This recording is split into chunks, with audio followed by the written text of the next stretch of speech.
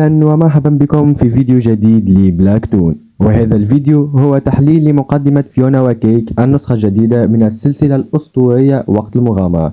أولا سأبدأ بعرض المقدمة وبعدها سننتقل إلى التحليل.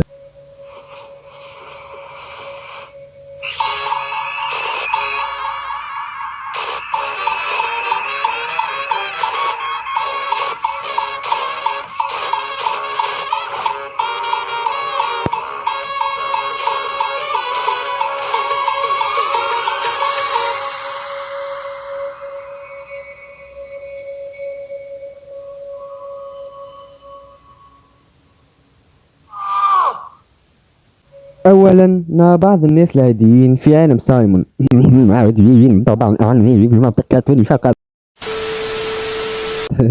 بعدها نرى سايمون وهو ملتفت إلى حائط، ثم ندخل إلى رأسه لنرى ما بداخله، وهو العالم الذي كتب عنه في مخيلته، لهذا هو داخل عقله، ألا وهو عالم فيونا وكيك. ثم ندخل إلى النافذة إلى شقة فيونا وكيك لنرى نظارة سايمون في فراغ أسود، وهذا تلميح لإثبات أن هذا العالم لم يكن ليوجد لولا خيال.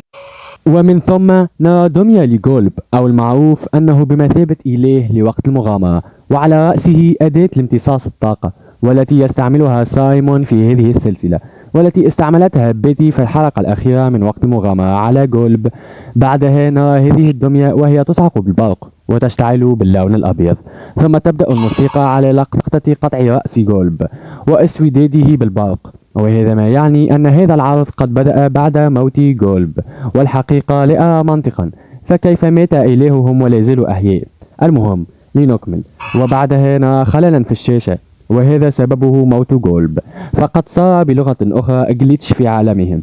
وبعدها نرى فيونا الفتاة العادية وهي تمشي في عالمها الطبيعي، وعلى ذلك الخلل في الشاشة نرى أنها في عالم آخر وترتدي قبعة فين، وهذا العالم مدمر.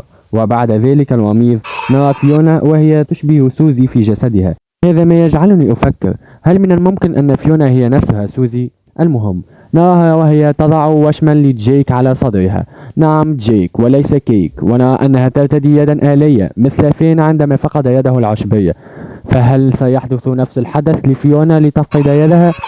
وبعدها نرى بيت شجرة جديد في نفس مكان بيت فين وجيك الذي ظهر في إحدى الحلقات، وهو يحتوي على سيف فين كما وضع في أعلى الشجرة. وبعدها نرى الشجرة من الأسفل، ثم نعود إلى مشهد منزل فيونا وكيك الأصلي، والذي يتم قص شقتهم منه بفجوة تشبه قصة الورق مع دخان على الجانب. ثم ندخل مع لمعان أزرق إلى رأس سايمون، فنرى بريزمو محقق الأمنيات وصانع عالم فيونا وكيك، ونرى فيونا وكيك وهما يجريان ويحاربان ويحترقان بحر الشمس. ثم نرى كيك وهو يعلي شكله مثل الديك ويخرجان من مكعب أصفر وهو مكان بريزمو. وتنتهي المقدمة بسقوطهم في الفضاء وظهور سايمون مرتديا لعباءة ملك الجليد وهو متمسك بقطعة متحركة ويصرخ.